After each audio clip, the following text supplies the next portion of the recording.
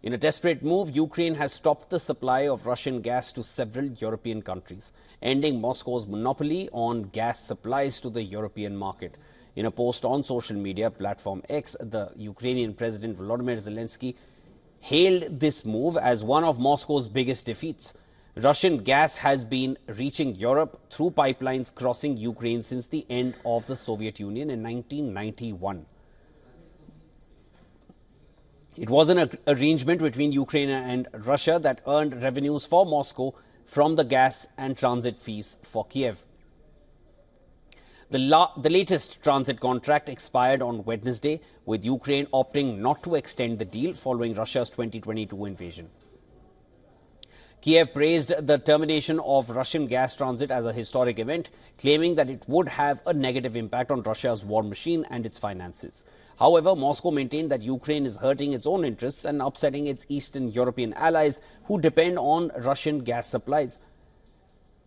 Ukraine pumps Russian natural gas through its territory to several European nations, including Slovakia, Moldova and Hungary. Slovakia has slammed Ukraine's move that has been welcomed by others inside the EU, including Poland.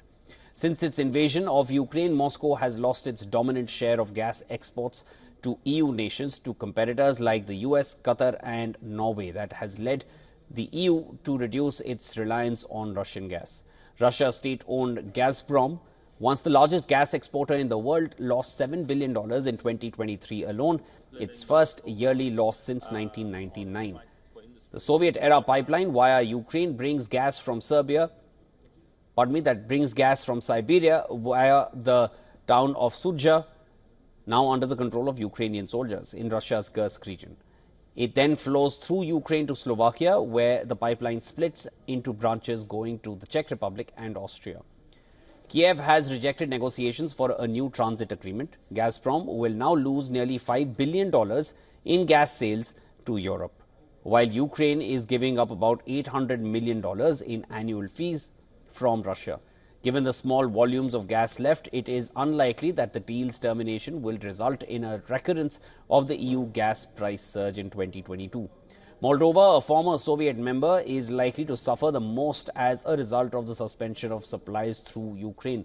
Hungary and other countries continue to receive Russian gas from the south via the Turk Stream pipeline on the bed of the Black Sea, although Hungary had been keen to keep the Ukrainian route as well.